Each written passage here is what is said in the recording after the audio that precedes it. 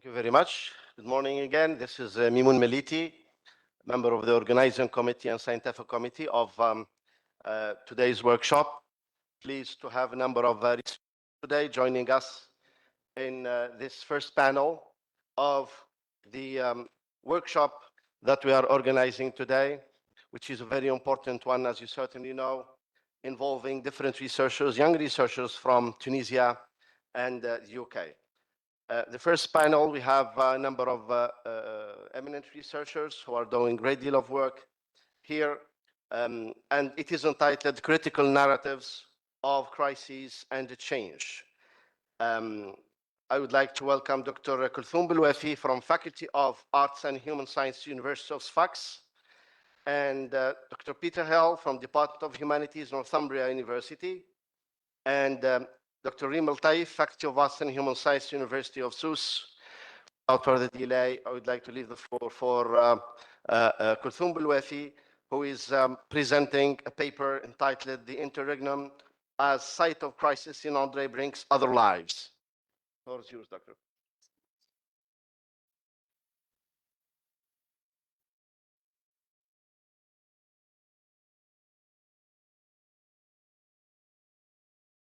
Thank you. Okay, first of all, I would like to express my heartfelt thanks to the organizing and academic committee members for granting us this opportunity to take part in this edifying and stimulating joint research workshop. So thank you so much. And now I'm going to get directly into the heart of my research paper, which is entitled The Interregnum as a Site of Crisis in Andre Brink's Other Lives. So the novel Other Lives, which is a trilogy novel, was written in 2010. And I actually chose to work on this novel because despite its density and richness, it has received scant critical attention, and I think that it should be warranted more critical attention. And I want to open my presentation with a quote said by John Maxwell Coetzee in his novel entitled Age of Iron, which was written in 1990, in which he says, life in this country is much like life aboard a sinking ship. The novel was written in 1990, which is a seminal moment in the history of South Africa. And for certain, apartheid is a fundamental parcel in the history of South Africa. So, Andre Brink is a white author who wrote with a dedication so fierce to divulge the anathema and atta disorder that followed the demise and official collapse of the whites-only regime in South Africa. And I think that Andre Brink is much like other white authors like Nadine Gordimer and John Maxwell Coetzee. I think that there is something that connects them. So, before proceeding and before dwelling on my own reading of this trilogy novel, I would like to open my presentation with a definition of the term apartheid, or the official policy, the policy of separate development, which is defined by Chris Ama Onwuzurike in Black People and Apartheid Conflict as an official policy of South Africa with a view to promoting and maintaining white ascendancy, the motive of which is to create an apartness between whites and blacks. By maintaining such a gap, the minority government of South Africa has indeed initiated a hate syndrome, and by so doing has significantly suppressed the economic and psychological growth of the native black South Africans. Prominent among the concomitants of apartheid ideology are the variables of genocide, stereotype, segregation, racism or racialism, prejudice, and discrimination.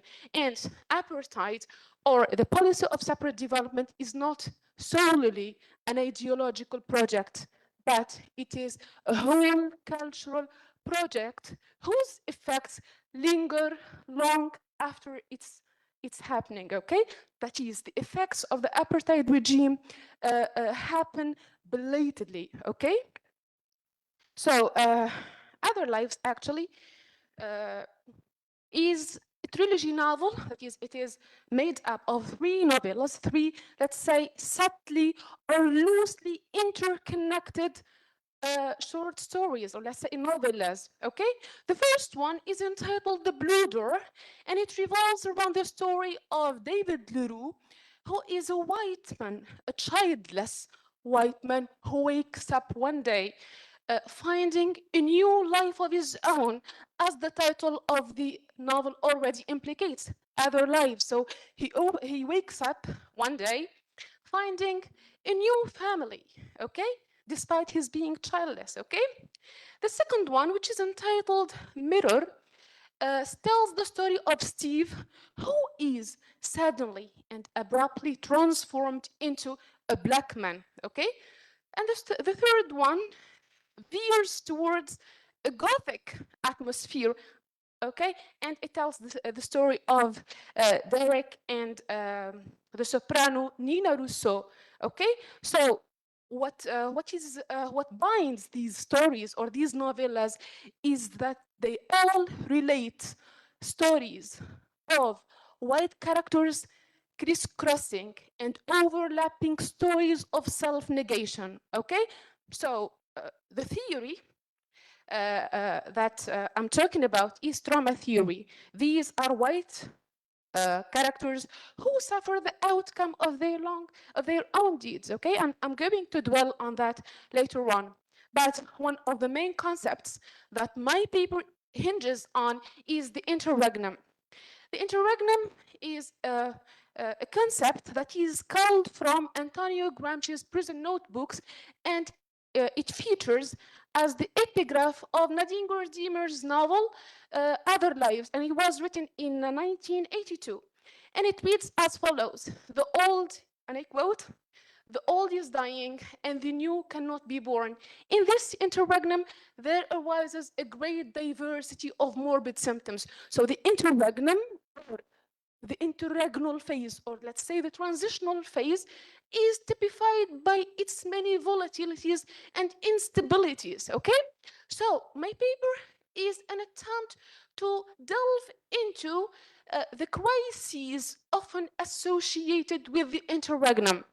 Okay, it's not a static period. So people in this, or let's say during this period, they are unstable, okay? So, and so are the characters in this trilogy novel, okay? So, I'd like to give you a definition of the interregnum, which is, as I said earlier, a concept that is minutely studied or explored by Antonio Gramsci in his prison notebooks, wherein he examines the crisis of the liberal international order. We have, let's say, the old order is gradually losing its integrity, and we have a fledgling or an embryonic democracy which is struggling to get shape. Okay, so this is not, of course, a trouble-free process. Okay, it's a complex process. So there are many issues associated with the interregnum, like identity crisis, and so on and so forth, okay? So Gramsci's concept of the interregnum befits South Africa's transitional phase, wherein the old is dying and the new cannot be born, okay? So the novel features in between subjectivities cut adrift, and let's say disconnected subjectivities belonging nowhere and identifying with no one. No, thank you. Okay, so I chose actually to base my reading of this novella upon Cathy Caruth's trauma theory model. Cathy Caruth is actually a prominent scholar in the field of trauma theory, and in her exploration of trauma, she talked about the mental wound. That is, the traumatic experience generates a mental wound, and she bases her work upon Sigmund Freud's theory, okay? So in her understanding of the wound, Cathy Caruth talked about the mental wound as as an injury or a mental damage that happens belatedly, that is long after the occurrence of the traumatic event. It's a belated experience. So I'm going just to name these features or the tenets of this theory. She talked about the wound as belated, inexpressible, unnarratable, unrepresentable, and as something that is transmissible. She talked about the transmissibility of the wound from one person to another. And the question you may ask, why? This is simply because trauma is a collective predicament. It's a communal predicament, okay? So it affects not only victims, that is Black South Africans, but also perpetrators who are white, be them perpetrators or mere witnesses of the traumatic experience, okay? And of course, Andre Brink is an anti-apartheid author who wrote with a dedication so fierce in order to criticize the remnants and the residual effects of apartheid. So, so trauma generates a mental wound that comes back years after the occurrence of the event. And I earlier talked about Sigmund Freud, who talked about this in his book, Beyond the Pleasure Principle, wherein he talked about the man who undergoes a car accident, a car crash, and leaves the scene of the accident apparently uninjured. Yet, this man develops a serious mental wound long after leaving the site of this crash. The same way all South Africans relive the traumatic experience, okay? In different ways. The traumatic experience comes back through different, let's say, symptoms like hallucination, disorientation, memory lapses, let's say, and other compulsive behaviors, okay? So, and I also talked about trauma as something frightful. The novel actually opens with a dream.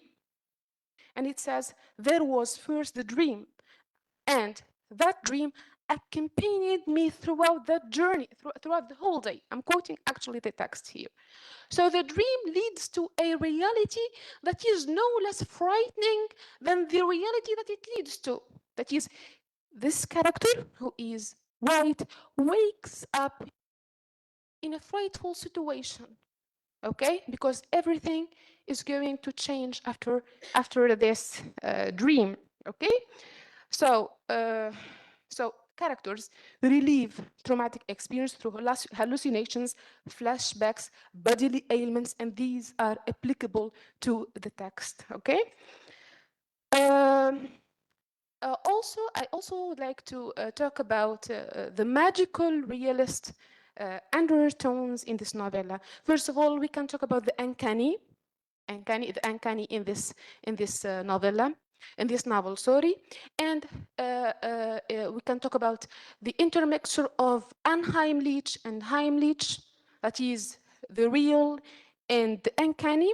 And I also talked about magical realism or magical realist elements in other lives. So in his work, Reading for the Plot, Design and Intention in Narrative, Peter Brooks argues that the narrative impulses are as old as our oldest literature. Myth and folktale appear to be stories we recount in order to explain and understand where no other form of explanation will work. So here, the magical realist touch of the book communicates the traumatic experience.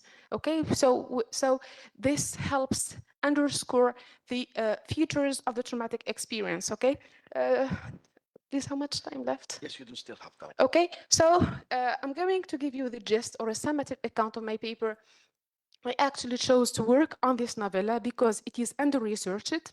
And I'm also interested in writers like Andre Brink, Nadine Gordima, and John Maxwell Coetzee because they dedicated their art to divulge the anathema that followed the official demise of apartheid.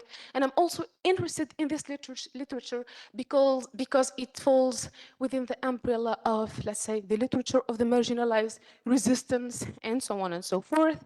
And this novella is actually one, I think that it's a must read. So it actually, I think that it is one of the best novels written by Onderbrink. Okay, so well, I think that this is the gist of my paper. Finally, I'd like to thank you so much for your attention, and I'm ready to answer your questions with the greatest interest and readiness. Thank you so much. Thank you.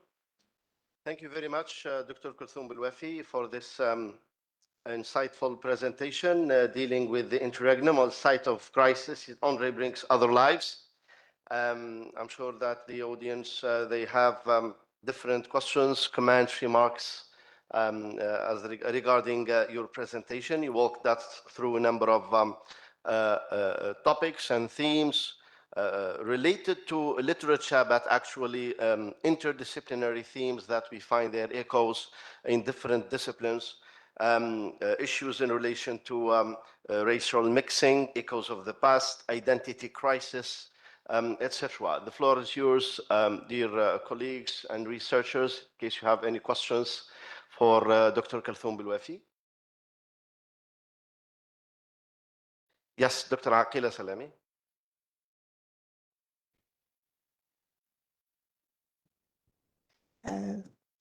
So my name is Aqila Salami from the University of Sfax. So thank you, Dr. Bilwafi, for this interesting presentation and for exploring trauma in characters. And my question is about, from my linguistic background, how does language reflect this traumatic experience? Thank you. Thank you, Professor. Yes, Dr. Emna Mazoun. Dr. Emna Mazoun from Sfax University. Thank you very much, Dr. Kulthum, for this insightful presentation.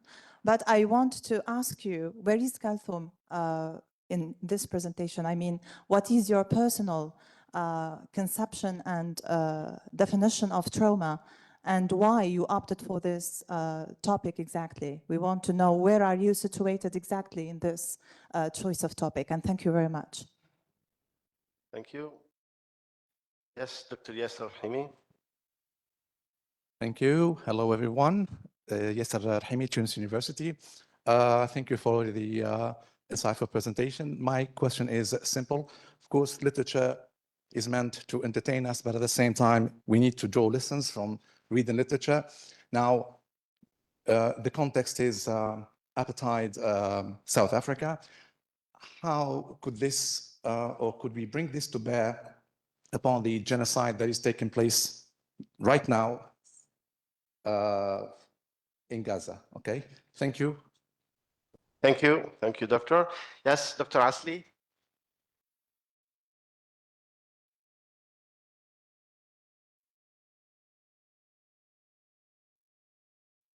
Well, thank you very much.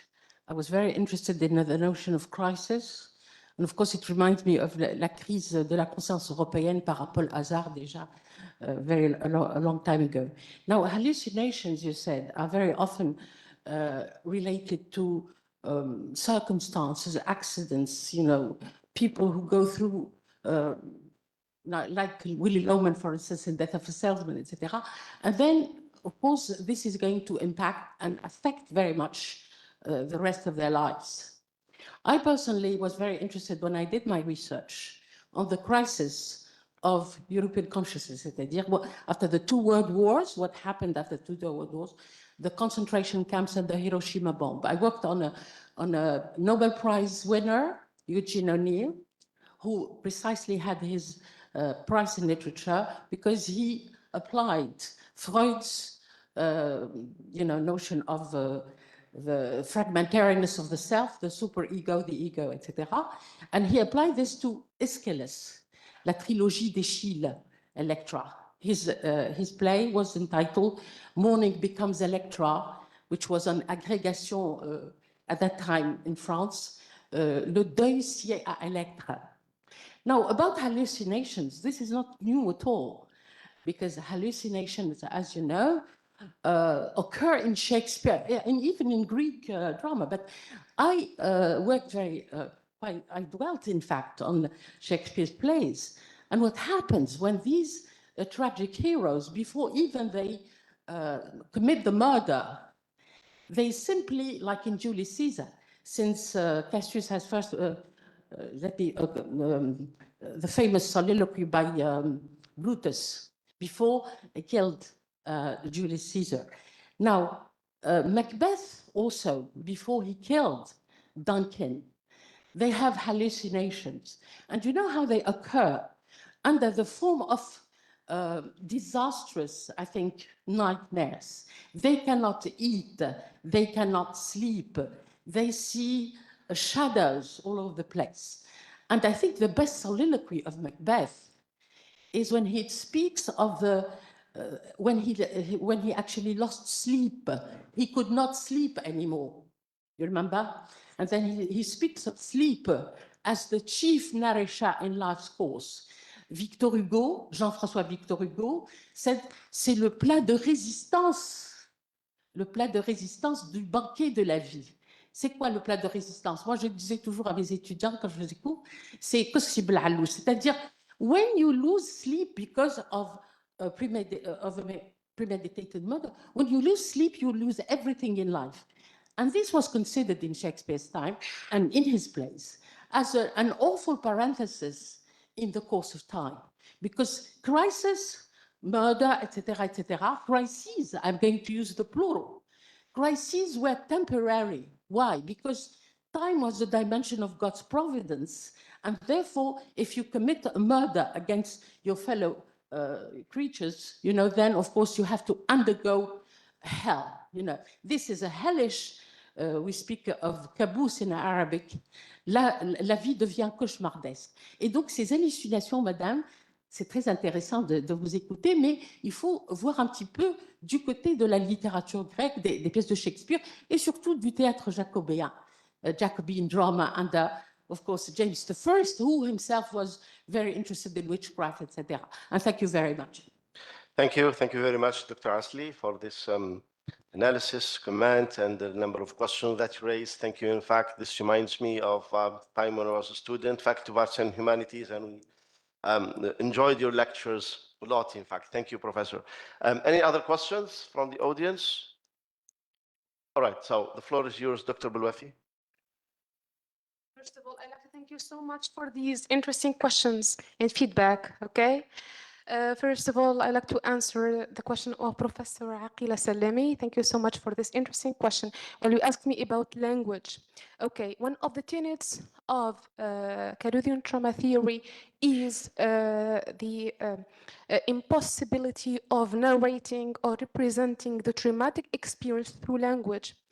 And this testifies to the horror or the horrific nature of the traumatic experience. So the mere act of not being able to represent trauma in narratives testifies to, let's say, the intensity of the traumatic experience. And this is, of course, one of the major tenets of Cartesian trauma theory model, okay?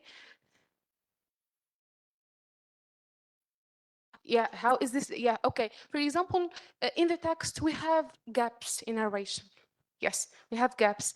Sometimes we have silence. And of course, silence here is a site of plenitude. In this case, words cannot convey the traumatic experience. Language fails to communicate the traumatic experience, okay? So when reading other lives, you will come across many passages which do not make meaning. Sometimes the whole passage is punctuated in a peculiar way, very short fragments. So having very short fragments testifies to the fragmented subjectivities, okay? So from a lexical perspective, or let's say from a linguistic perspective, this is a very interesting point, the impossibility of narrative, of representation, let's say, Okay, so I hope that I have a question. I have answered your questions well. Thank you so much. By the way, this is a very interesting question, and many scholars talked about this. Okay, like Ahmed bin Amara and others. Okay, they talked about the impossibility of representing the traumatic experience through language because it defies actually language. It goes beyond the capacity of language and words, and of course, silence or these gaps speak louder than words in this case. Okay. Yeah. So, and now I'm going to move on to this question of Yasser. Okay, you talked about the Palestinian experience. Okay, actually, there is a connecting thread among the authors that I worked on. Okay, yeah, there is actually a similarity between talking about South African experience and Palestinian literature, because both of them are literatures of resistance. Okay, so yes, can you remind me of it? Can you yes? Fourth generation of apartheid South Africa, they have now filed, they already filed a lawsuit, okay, against in the International Court of Justice. Yes. So you see, I mean, the parallel between the past and the present. And the present, yes. Especially in the crisis nowadays, or the still ongoing crisis. Yes. Well, maybe look, Kathy Karut talked about the traumatic experience as a crisis of survival. And the genocide or the war crime in Palestine is still ongoing.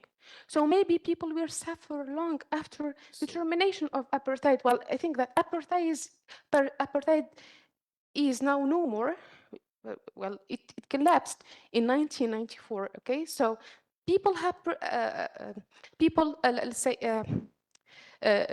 People suffer long after this event. It's a belated, as it's a belated experience of. Very good. It's a belated experience. Yes, that's it. Well, there is a connection between this and what we've been saying about the Palestinian case. So in 20 years, we will be talking about Palestine. Well, I hope that one day Palestine will be free. And the point here is that those who perpetrated the trauma of Palestinians will end up suffering the same way many white South Africans suffer the outcomes of their own deeds.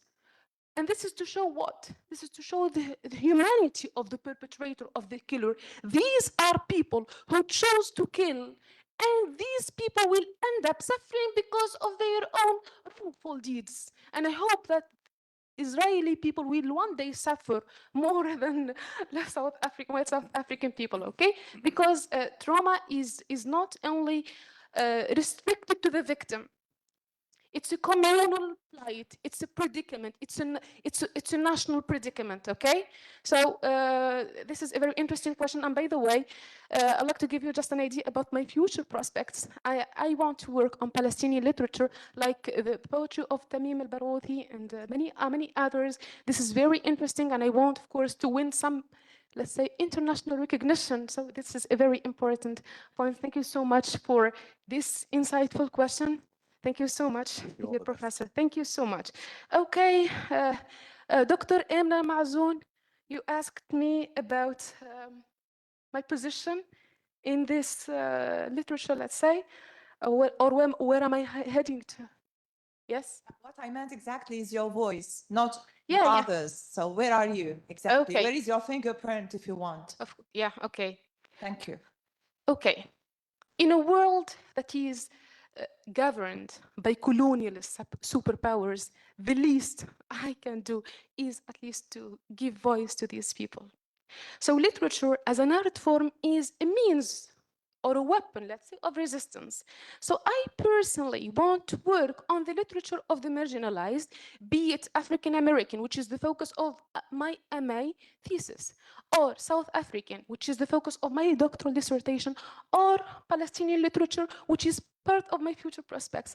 I want to voice, sorry? Very good, yes, postdoctoral. This is due to my interest in the literature of the marginalized. I want to voice these people. I want to, well, this is resistance. I think this is resistance, and I think that it's my duty to talk about, for example, the Palestinians who need our help. Let's say, well, it's not that great contribution, but I think that working on authors like Tamim al-Barghouti and others is let's say something. It's a contribution to the South African to the Palestinian cause. I think so. Okay, and dear professor, yes, Dr. Dora, you asked. Well, your question was like a comment. It was a comment and a question. Okay. I think that I can synthetically answer your question because it is related with the question of C.S. Rahimi. I think that there is a link between. Well, in fact, I said usually we associate crises because in the plural you have to say crises. Yes, crises. Yes. Yes, crises with a paradigm shift. I mean, a new vision. What happened after the two world wars? You know, in Europe, and of course, this culminated. You know, in the publication of so many books about tragedy. What is meant by tragedy? Does it have the same meaning as Greek tragedy, Jacobean tragedy, etc.?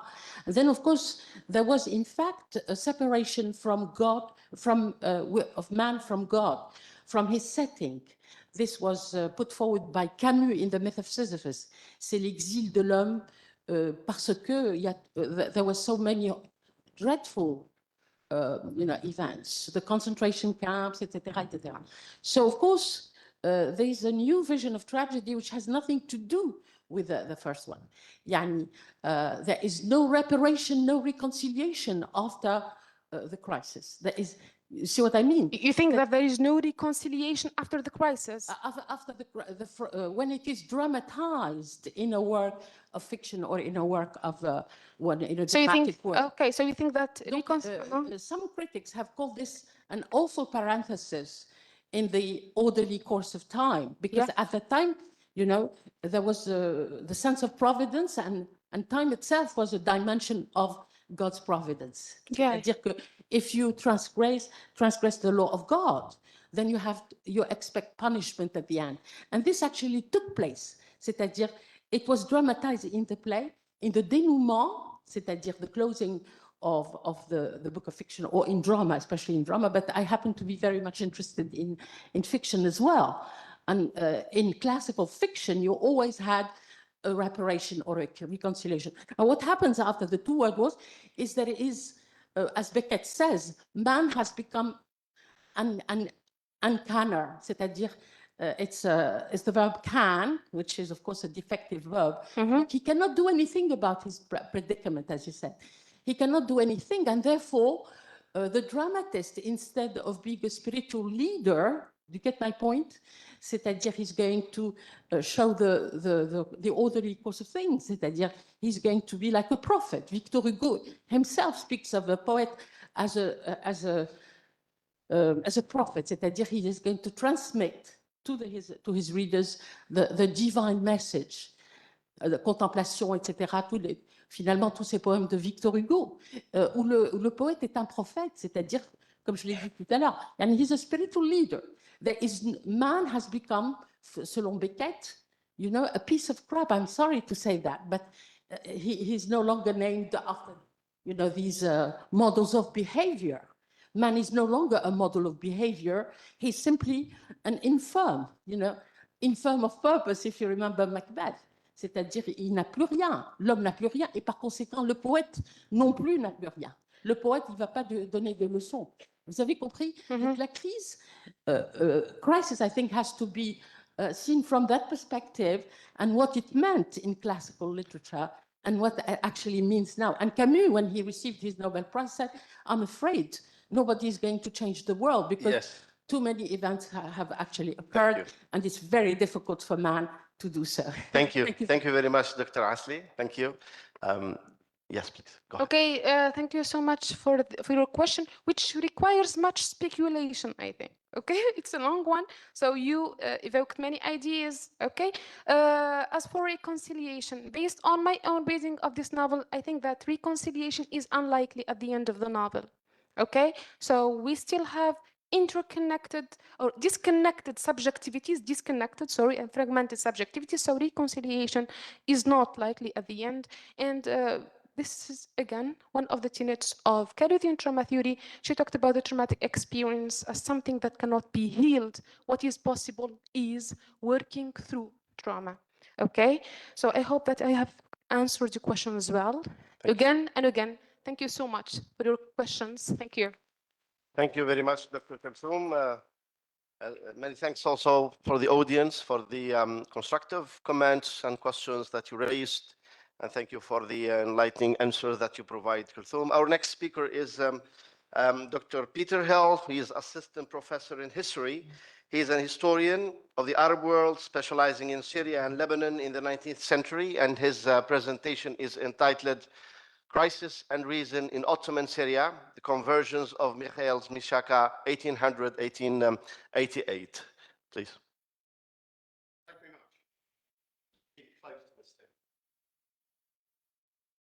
Thank you. Okay.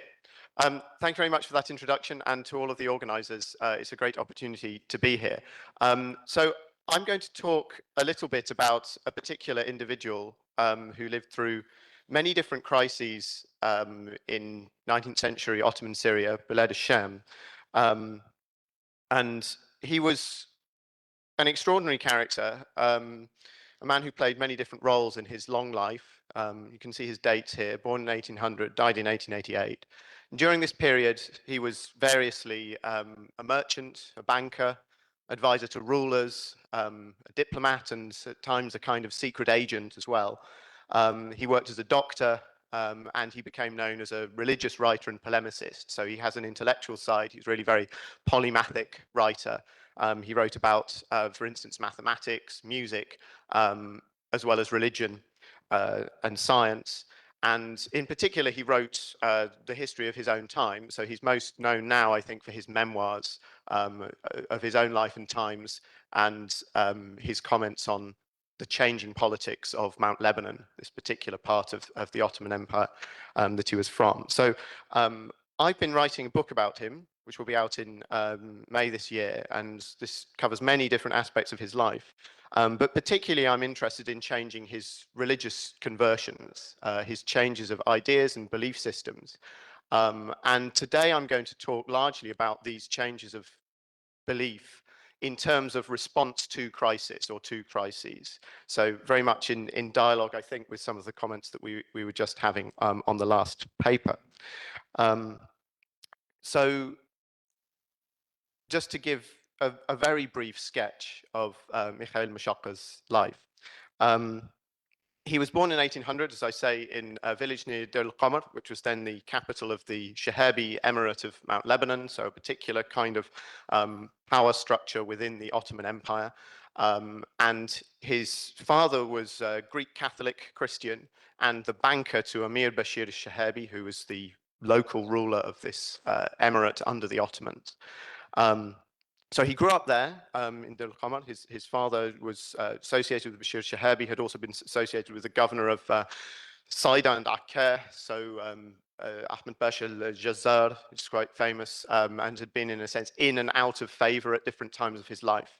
Already this sense of sort of instability that was very present as he was growing up, I think.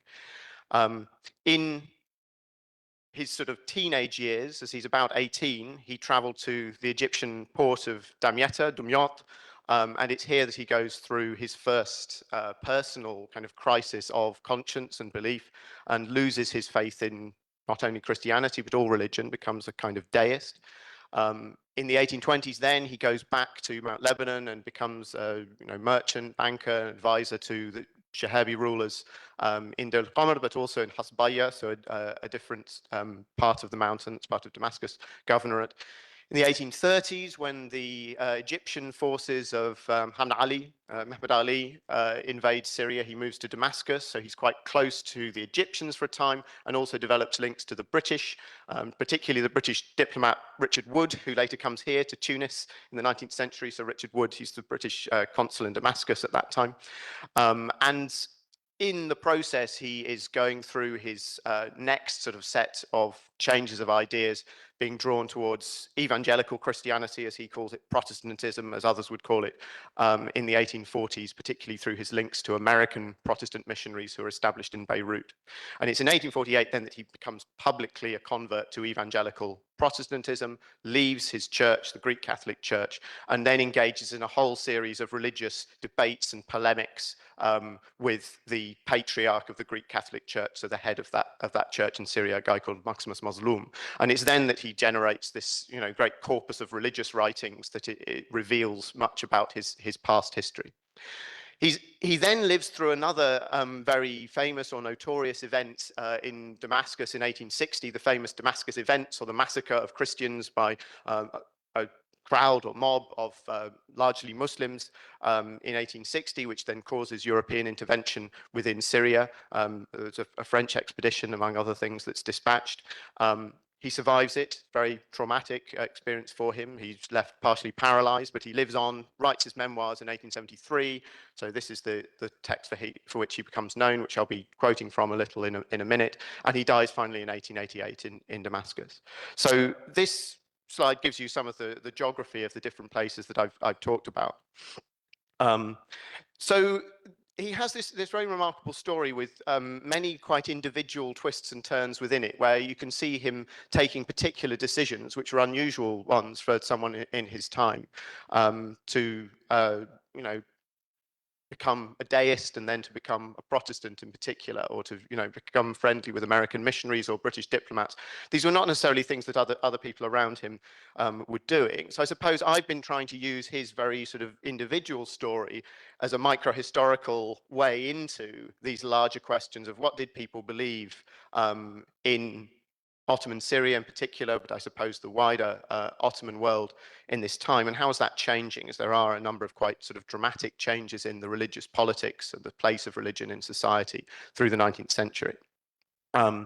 So one of the common threads that I've found through this is what I'll be talking about in particular is his attempt, Mikhail Mashaqa's attempt to explain instability and crisis by the use of his own reason. This category of reason, al-aql, is very important for him. And this comes really, from quite early on in his own story of his own life. So as I've said, his father, because he'd been associated with different Ottoman governors and rulers, had been in and out of favor, had gone through periods when his life was at risk and he had to flee and had lost all his money, and then he's sort of elevated again to favor at the court of Bashir Shahabi.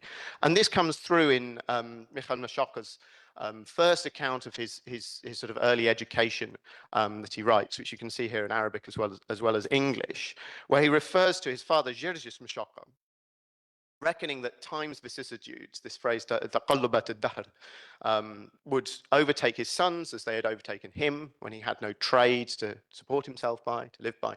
He set about teaching them different trades after teaching them to read and write. So he then goes on to explain the number of different sanaya that he has learned. So this sort of shows, I think, the sense in which, right from his sort of early intellectual experiences, Mikhail Mashaqa is aware of this notion of the taqallubat, of instability and the possibility of crisis. And it's interesting that then what he himself turns to out of this education that he's getting as an attempt to understand this set of crises is astrology. This is the first of his intellectual steps, and an unusual one in some ways in the light of what follows. This is because in 1813, just before his 13th birthday, there is a major solar eclipse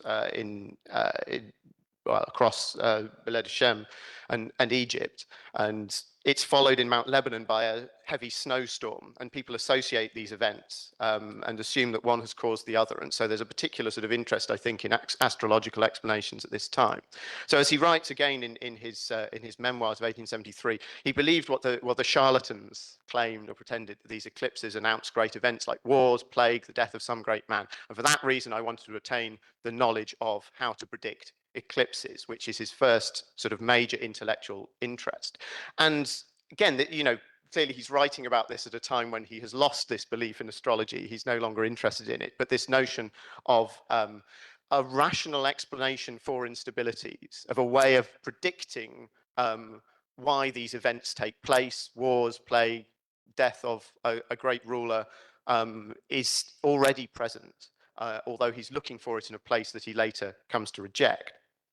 So the next stage of his development is, you know, in a sense, his search for astronomical knowledge to understand eclipses is his first way into this. But he pursues his interest in science through a set of translations which are made in the Egyptian city of Damietta, Dumyat, in the early 19th century from European languages into Arabic, which I've worked on for some time now. And these are really the first translations of European Enlightenment literature into Arabic. So you have popular scientific expositions of post-Newtonian physics, like you can see here, a picture of an air pump from a work by the British scientific popularizer Benjamin Martin, but also works of astronomy like by the French astronomer Lalande, who's an atheist, and you know, and through this, he's also, Michael Mashaka is also coming into contact with French deist philosophy. So Les Ruines de Volney, the famous French philosophe, the ruins of empires, as it's called in English, which is his way into a kind of defined version of deism. So these sets of ideas are, I think, giving Michael Mashaka ways of understanding and predicting the natural world on the one hand, that through these scientific texts and physics or astronomy, you can come up with a rational explanation of natural events. But also with someone like Volney, there is the notion that the human world, the social world, is also subject to natural laws, a phrase which is very important in Volney, which Mashaka, I think, picks up from him, that there's this notion that you can also rationally predict how people will react. And I suppose, you know, this is, in one sense, one of the foundations of the social sciences, this kind of Enlightenment notion that there are natural laws that can explain the human social world. I would say, though, that there is another set of crises which he's dealing with in his own life when he goes to Damietta, the source of this knowledge, when it's coming across into Arabic in 1818, because Dumyat at that time is living through regular episodes of plague, bubonic plague, ta'un. So every year for several months from the spring into the summer, plague is in town, and there are different ways of then dealing with it, and conflicts between different ways in which one should deal with it. So many of the wealthy Christians, the group to which Michael Mashaka belongs, go into what now we would call lockdown in the experience of COVID that we've had. They essentially isolate themselves in their apartments or houses within the city and try and disinfect things that are brought into these spaces and cut themselves off from the world around them. But there are then conflicts over whether that's appropriate. You know, some people say, no, you should trust in God. Priests in particular should go out and continue to visit their flock. This is a spiritual duty. There are also ways that, for instance, the Christian priests will add a layer of religious and quasi-magical protection to these, if you like, medical precautions. So one incident that Michael Mashaka mentions in his memoirs as well is that the Greek Catholic priest has placed papers with religious slogans on the doors of rooms to stop the plague from entering into there. And Mashaka says, well, how long has this been here? You know, it's been here for a year, and my brother was here last year and he caught plague in this room. So, you know, it didn't work. And of course, the more religious people than him say, well, he didn't have enough faith. So, you know, there are these conflicts emerging around the appropriate way to respond to this crisis between different kinds of, I suppose, religious explanation and what we might regard as a more scientific or medical one, although of course there's also conflict among different scientific theories of plague. So this is one passage where he summarizes this sort of moment in his intellectual trajectory.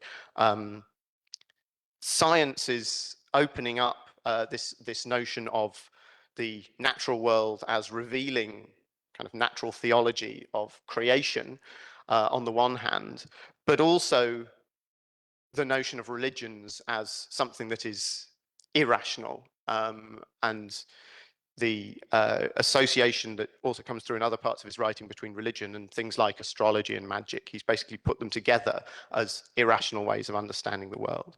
I won't read all of this out because I don't have very much time, but you know, so he goes back to Mount Lebanon after this, I think, with this deist and scientific rationalist way of understanding the world around him. He lives in the 1820s and 30s in Dir al-Qamar and Hasbaya up in the mountain, and is, as I've said, quite wealthy as a merchant and well connected with the rulers. He's living through quite a successful period of his life, and he thinks he's got, I think, the politics of Mount Lebanon sussed at this point. He thinks he understands how this politics works, although it's very complex and still to some extent unstable.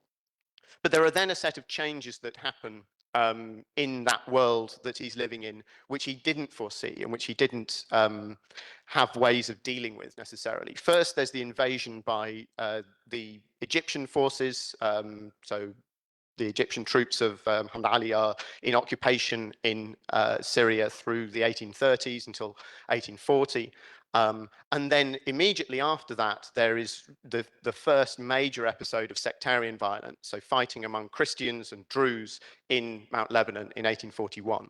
And this, in a sense, prefigures the more famous episode of 1860 in Mount Lebanon and Damascus, and brings a new kind of religiously based politics into the life of the Mount Lebanon Emirate.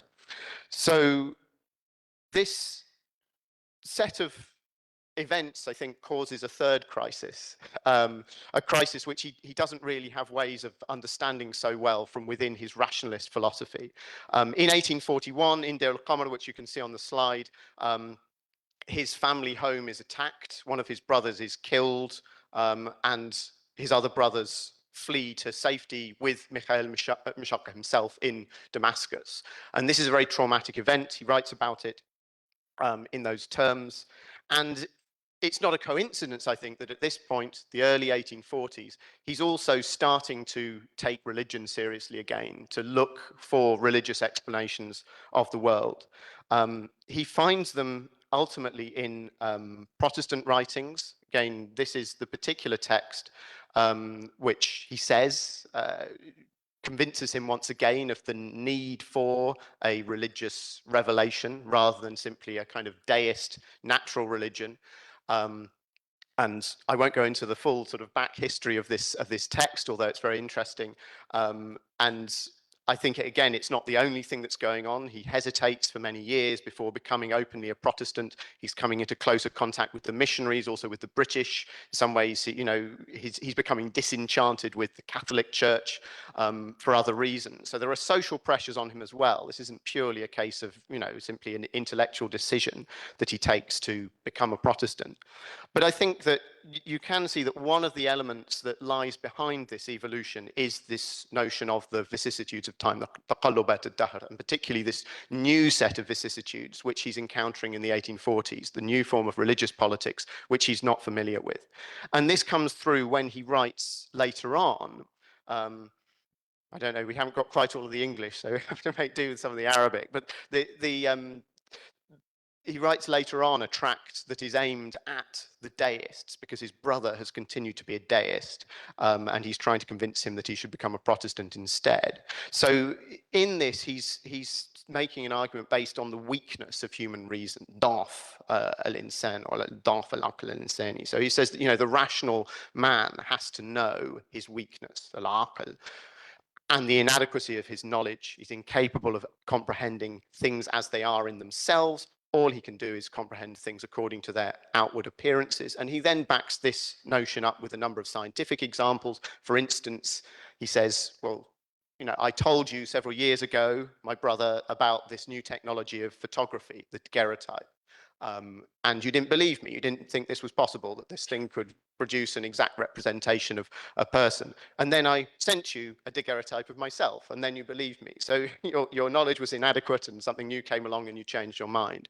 And so he uses these new scientific examples, but in a sense to support what is an old argument about the inadequacy of human reason to understand the divine. But I think this notion of inadequacy, the weakness of human reason is quite important, because in a sense it reproduces his own inadequacy in understanding the crisis that he confronted in the 1840s, that there are things that were not accounted for within his deistic philosophy. And therefore he turns to revelation as a surer guide, something that can be added onto our reason. There's still a major place for reason, al-aql, in his thinking.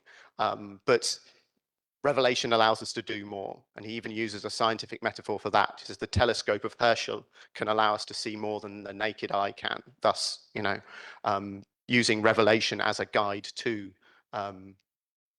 human life can allow us to see more than we can with unassisted human reason. So anyway, he then goes on and lives through, as I've said, this final crisis of the Damascus events, and remains a Protestant. In a sense, one could say that, you know, his philosophy is by then robust enough to withstand that particular crisis.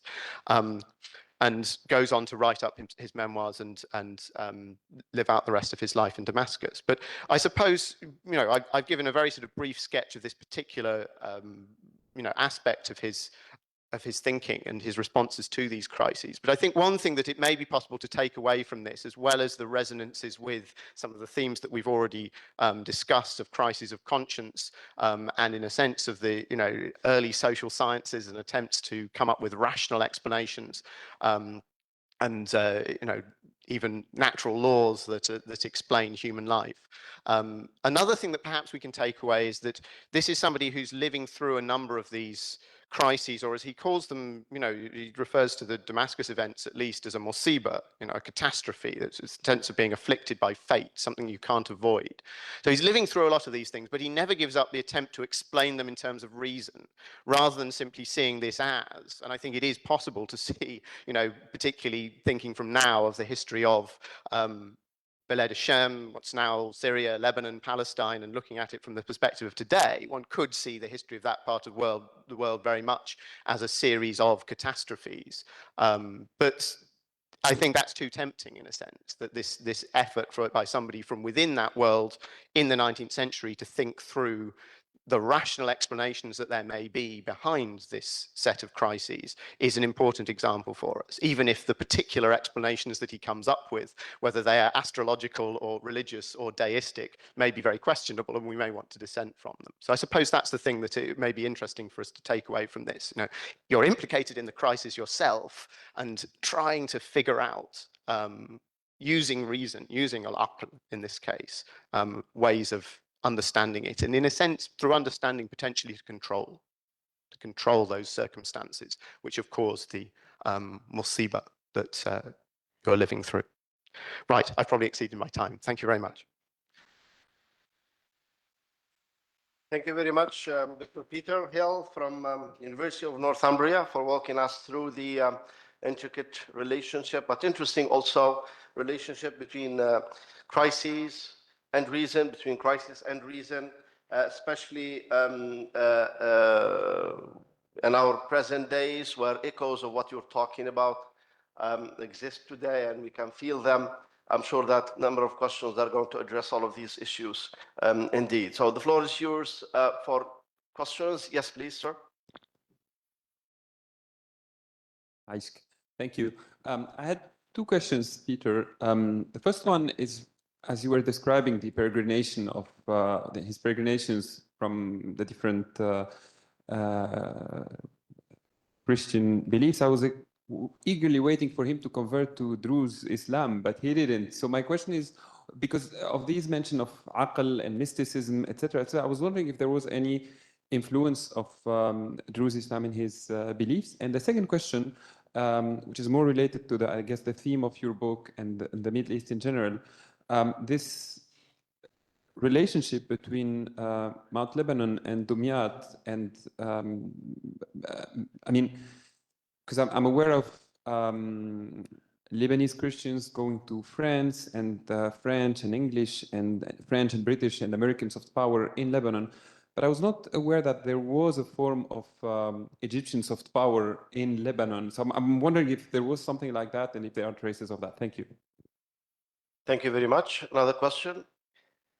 Yes. Thanks, Peter, for that. I've been waiting for this research for so long. And I'm actually going to ask you, therefore, not about your guy, but about, sure.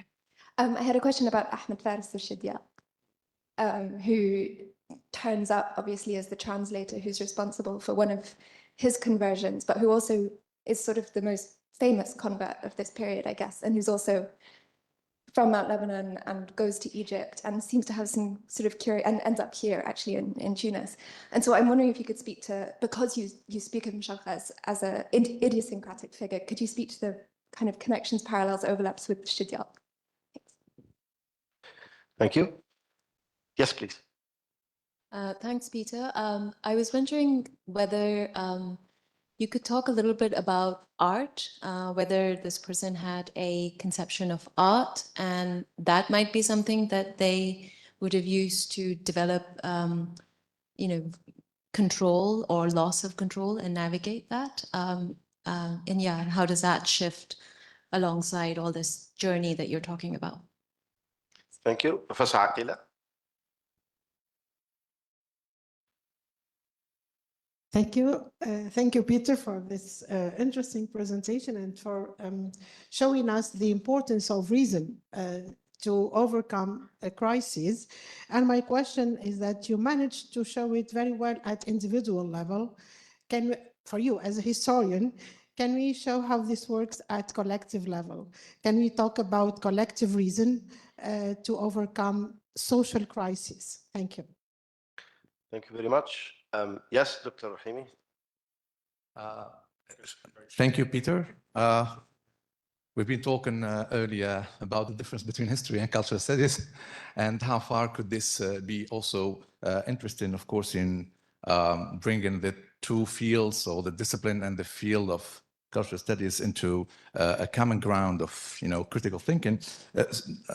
I could see that Mikhail Mshak went through different crises, of course, and I had the impression that he was abandoned by both nature, or the natural laws, and which does represent the scientific, and the religious, or what is the patriarchal, of course, system of Christianity or Catholicism at that time.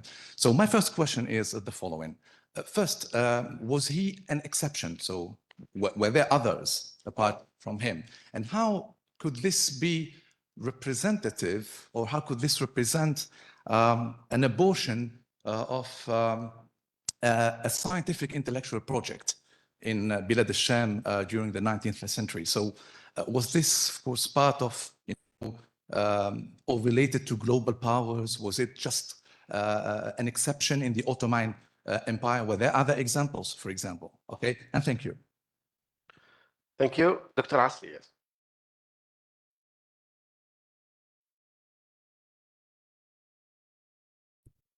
Thank you very much. Thank you, Professor Hudson.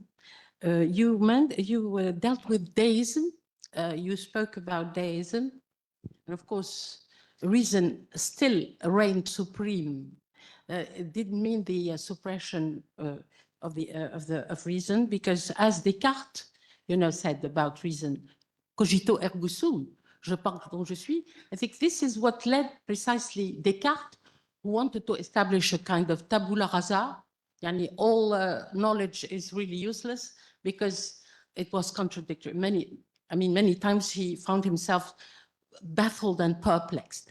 Now, Voltaire said about precisely the supremacy of reason, l'univers m'embarrasse et je ne puis songer que cette horloge existe et n'est point d'horloger. That is to say, the architect, you know, God is the great architect because he actually created this world in such a perfect manner that we cannot possibly doubt, you know, that there is no God. I mean, doubt about life itself, creation itself, and human beings. So I think from this point of view, he is, in fact, the inheritor of Descartes, reason, but Diderot, you know, in Les Lettres persanes, I think you should have, well, I mean, I am simply suggesting that if you read Les Lettres persanes de Montesquieu and his meditation about the East, I think it was rather grotesque. I mean, of course, he found many faults with this. There is Rousseau, who was absolutely adorable. I like Rousseau very much. Donc, de l'origine de l'inégalité entre les hommes, et puis dans le contrat social. Donc, I think it would be a very good idea to try and make certain links with your subject, which is really fascinating, and the Enlightenment in France. Thank you very much. Thank you.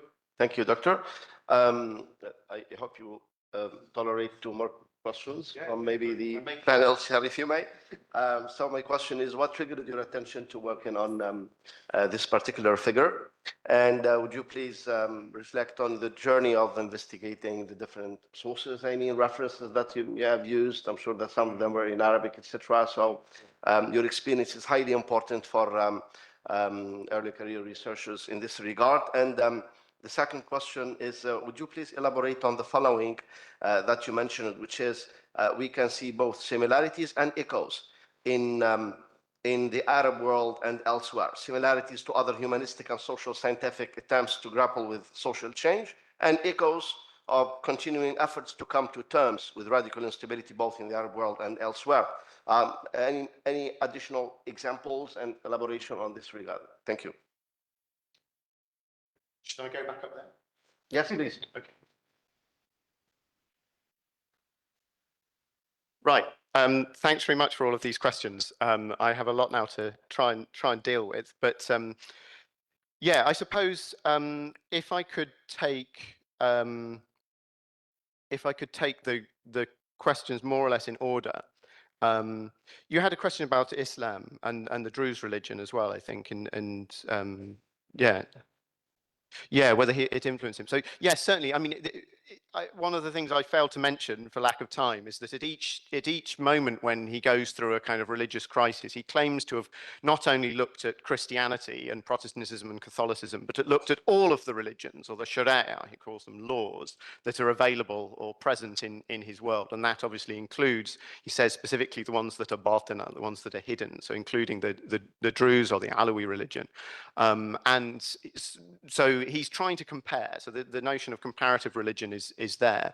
There are some more specific things. I mean, you know, he does write a short text actually on the Druze religion that, you know, he clearly has got a certain amount of knowledge and read some of the Druze scriptures, which are at that point becoming a bit more widely revealed through this process of violence, which has got them out of the hands of the Druze elders and into, you know, the hands of others who should not have access to them. But there's also, I mean, he's building on, and this perhaps speaks to some of the other questions, he's building on a set of existing debates, particularly between apologists for Christianity and apologists for Islam, which involve very much the category of reason and appeals to reason. So I think in many ways his tract against the deists is quite influenced by Ash'ari thought. I think probably Taftazani is the main figure there. It's a kind of Islamic rationalism that in some ways he finds more convincing than the rationalistic explanations for Christianity, and that then he's adopting into his own sort of version of.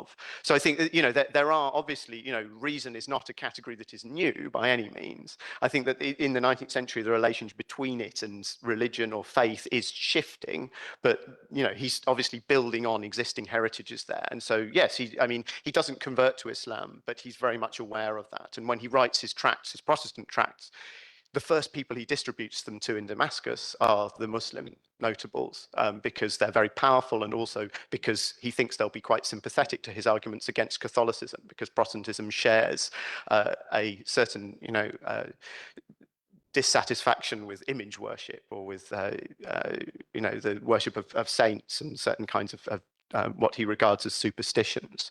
And in fact, the place where you can find these religious tracts now is on Dawah websites, is on Islamic apologetics websites, because they entered into a certain canon of arguing about religion in that sense. So that I suppose links back to one of the other questions, which was, I guess, around this issue of whether he was part of a larger kind of rationalistic or scientific project.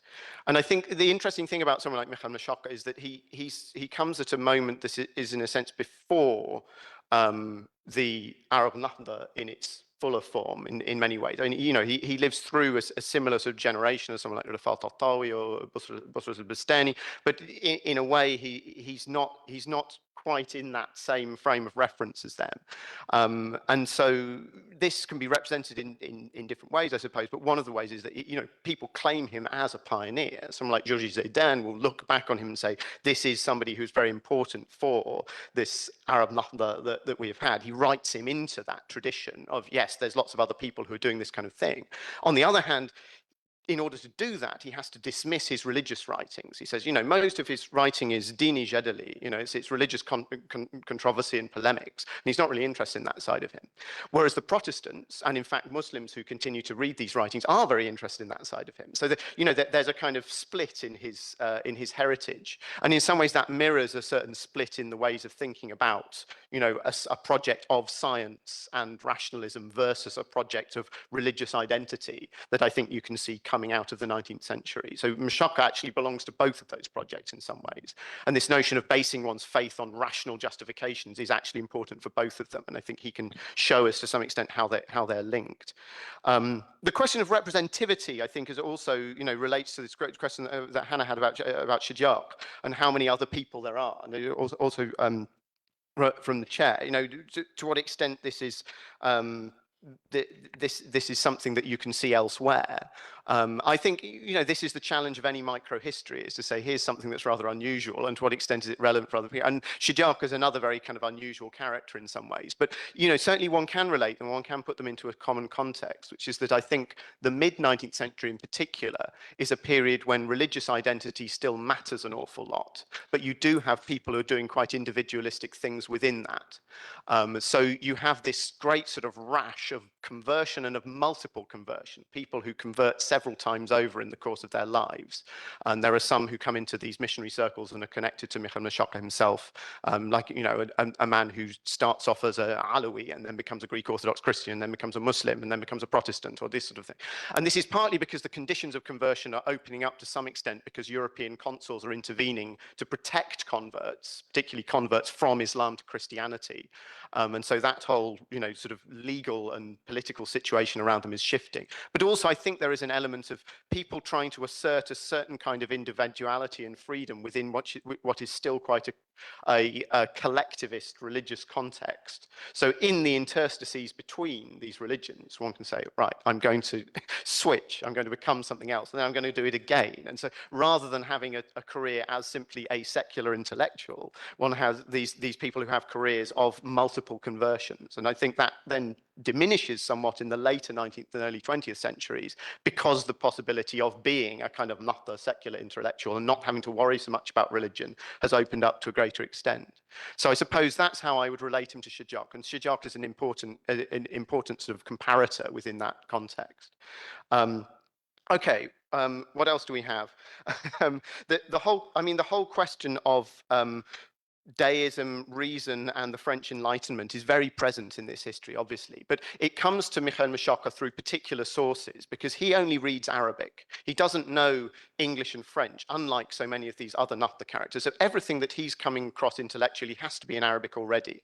So the texts that are translated at Damietta are specifically one text by Voltaire and one text by Volney, and then a number of scientific writings by people like Lalande or Benjamin Martin, which carry a sort of Enlightenment heritage with them, and a number of novels, so Fénelon's Télémaque, Chateaubriand's Atala, Bélisaire of Marmontel. So there's a number of the, which is a very deist novel in some ways, but they've often come through the Greek Enlightenment, so the modern Greek sources. So they've changed somewhat in that process of transmission. So there's particular routes by which someone like Mashaka is picking up on the French Enlightenment. And then when he encounters the missionaries, they're dealing with an Enlightenment heritage, but more from an Anglophone perspective. So they're more engaged in an argument with the English deists, people like John Toland, or with Hume in particular on miracles, and this sort of slightly different context of trying to refute these skeptical and deist arguments.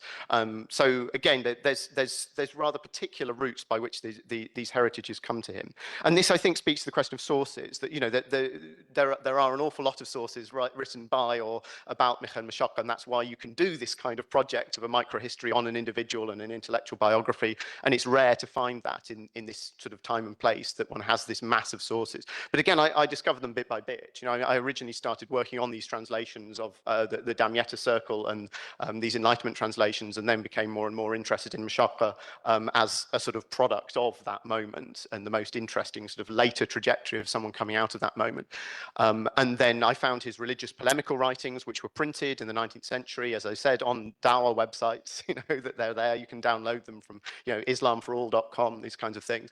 But then in particular, I decided, right, this really should be a book project when I came across his personal correspondence with the main American missionary in Beirut, Eli Smith, which is in Harvard, but uncatalogued. So there's all of his Arabic correspondence, and there's all of these letters that pass between these two men before and after his public conversion to Protestantism, which give a real sort of close insight into his life. And then, obviously there's all sorts of other bits of his story in other places. There's things in the French and British diplomatic archives. There's things in the Catholic Church archives in Rome, because his relations with Muslim and the Catholics are important. And one had to simply sort of, look around and see what we could find. But then very late in the project, I got into touch with the surviving descendants of the Mashaka family in Lebanon, and also actually in South Africa, who very generously gave me access to the papers and documents which they have, which date back to his time. So I was able to add a level of sort of personal and, in a sense, private information that what he wasn't presenting in his public accounts, particularly about his family and, his sort of domestic relations, and some aspects of his intellectual trajectory that were not obvious in these other things, so through those sources. So yeah, I mean, a number of different places that you can pull this together. Yeah, there are probably things that I've missed. Okay. Very briefly, on art, does he have a conception of art? I think he's really so much of a rationalist that he's more interested in science than art. And this is, again, perhaps a difference from some of the people that we think of as great cultural figures of the Arab Nahda, who are thinking very much about, art and taste and fun and zolk and these kinds of categories. He isn't really so interested in that. I mean, he writes, for instance, this treatise on music, on Arab music, but it's essentially a kind of mathematical explanation of the different modes and the different tunes. It's a very sort of scientific rationalist approach, and I think this comes out of his early mathematical training and his interest in things like astronomy. So it's much more a sort of scientific rationalist approach to trying to understand crisis. Dumyat, yes, it's very much a center of Syrian Christians. It's at this time there's the major set of merchants in Dumyat trading between Egypt and Syria are Shermis of different kinds, and there's connections to the Palestine coast, Jerusalem, as well as sort of further up in Syria. So it becomes a major center of these sort of intercultural exchanges, partly because Western Europeans are not present there. So you don't have a kind of little community of Franks, which is where you go if you're coming from Europe. You instead go and stay with and interact with the Syrian Christians who are Arabophone, and therefore you get this level of exchange that is not within the context of, say, the Catholic Church, but within these merchant families and merchant households.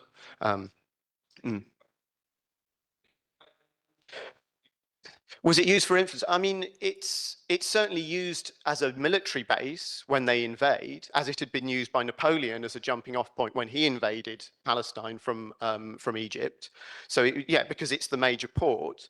I mean, I don't know if he's specific, if Mehmed Ali is specifically trying to use the Syrian merchants in Dumyat as agents of influence in Syria, and there are some, like the Bahri family of Homs, who become administrators under Ibrahim Pasha when he's in Syria. But I don't know if they have particular connections to Dumyat at that time. At least I'm not particularly aware of that. So I think in many ways his project is much more about centralizing the Egyptian economy and trying to cut some of these other merchants out of the deal than it is about using them. It's, I mean, the people that he's using as agents of influence in Syria early on, I think, are more Bedouin. Actually, they were the ones that I'm aware of. But yes, I mean, it will be interesting to look into the extent to which it played a role in his thinking about that. And yeah, so the question, I suppose, of what was it? Reason at the collective level, or other examples of reason being used later on that I was sort of alluding to. I mean, again, it's difficult to, you know, in a sense, to investigate. One has to find a different level of investigation. Here we have one individual, but now obviously there are communities around him, and in order to have a sort of discussion in terms of reason, you have to have interlocutors. So one can build up a sense of, yes, there were communities discussing these ideas. Again, they're quite small ones at this time, but I think, you know, through his debates with his brother, with other people in his youth, through circles that one can find through missionary sources who are also tempted by deism or unbelief, as they call it, or, you know, interested in rational explanations for the natural world. You can find, yes, communities of people who are doing this. And yeah, I don't know. I mean, in terms of the echoes of other attempts to do this, I mean, certainly one can think of other periods of the history of the Arab world when there are, you know, very sort of dramatic crises, but then intellectual attempts to come to terms with those crises. I mean, you know, the one that immediately springs to mind is, you know, the self-criticism after the defeat of 1967, right? You know, obviously, but, you know, a number of other people who are trying to sort of think through how we have got to this point of the defeat of 67 and what are the rational explanations behind that. And I think that, you know, that's clearly a moment that provokes a similar kind of self-questioning. And what one could think of others. I mean, one could think of, you know, the current moment, or, you know, the aftermath of the war in Syria, for instance, as something that is also provoking similar kinds of self-criticism and reflection in different ways. But again, I'm not really an expert on that, but I think it may be interesting to put somebody like Michal Mashaka in a very different context, but, you know, one that is evidently linked in some ways into dialogue with some of those moments. So yeah, I should probably give over to other people, but thank you very much for all the questions. Thank you very much. Yeah. Thank you very much indeed. So after literature and then history, our plane has landed in cultural studies, the domain where Reem Al-Taif is cultural studies researcher. She has participated in several conferences and written several articles dealing with American foreign policy, female portrayal in Arab media, and cultural expressions in NBC reality programming. She is currently teaching at the Faculty of Art and Humanities of SUS. Reem Al-Taif is going to present a paper entitled The Crisis of American Democracy, the Mauritanians' Exposure of America's Corruptive Practices at Guantanamo Bay. Floor is yours, Doctor. Thank you. Thank you, Dr. Meliti, for the introduction. Good morning, ladies and gentlemen, or let's say good afternoon. Before starting my presentation, I'd like to thank the organizing committee for giving me the chance to be part of this great event. As you can see on the screen, my presentation today is titled The Crisis of American Democracy, the Mauritanians' Exposure of America's Corruptive Practices at Guantanamo Bay. My talk will be structured as follows. I will start with the background of the study. Then I will move to outlining the study thesis statement and objectives. Next, I will present the theoretical framework or approach of the study, which is framing theory. And I will provide a review of the literature on the framing of the war on terror in US media. Afterwards, I will briefly explain the study's methodology and give an overview of the Mauritanians' framing of American democracy. Finally, I will end up with a conclusion. American democracy is defined by Abraham Lincoln, US President, as the government of the people, by the people, and for the people. It is premised on major principles, including freedom of expression and transparency, the protection of human rights, and the supremacy of the law. America's commitment to democracy has been questioned lately because of America's involvement in the war on terror and its adoption of various extreme measures in its fight against Islamist terrorism. One such measure was the establishment of Guantanamo Bay camp, which is a detention center that was allegedly meant to capture terrorists. So this detention camp has generated much controversy and has been criticized by several scholars. Stein 2004, Fletcher et al. 2008, Borelli 2005, Honensberg 2010, and Quintert 2016, due to its legal pitfalls and to the injustice and torture, the suspected prisoners were subject to. America's corrupt practices at Guantanamo Bay is the focus of this paper, which endeavors to review Guantanamo Bay camp from the lens of Mohamedou Ould Slahi, who is a Mauritanian national who spent more than 14 years at Guantanamo Bay camp and whose story is recorded in the British-American movie The Mauritanian. By investigating the movie's account of America's treatment of Slahi and the other Guantanamo detainees, the paper at hand attempts to study the extent to which the US has been loyal to its democratic ideals during the war on terror, mainly to the rule of law, transparency, and humanitarian treatment. Other objective of this study mainly includes assessing America's policy towards Arabs and Muslims and exploring governmental media relations to find out the media's capacity to criticize governmental policies. So the examination of one of the mediated representations of Guantanamo Bay camp is carried out with reliance on Enman's theory, which is predicated on the manipulation of reality, shedding light on certain elements while ignoring others. In fact, frame building involves both inclusion and exclusion. The way frames draw attention to specific meanings, details, and ideas, they conversely work on omitting the mention of other aspects of reality. Now we're going to move to the framing of the war on terror in American media. The war on terror, which refers to the bulk of policies adopted by the US in its fight against terrorism, from the war on Iraq and Afghanistan to racial profiling, restriction on civil liberties, and the detention and killing of alleged terrorists, has been highly framed in American media.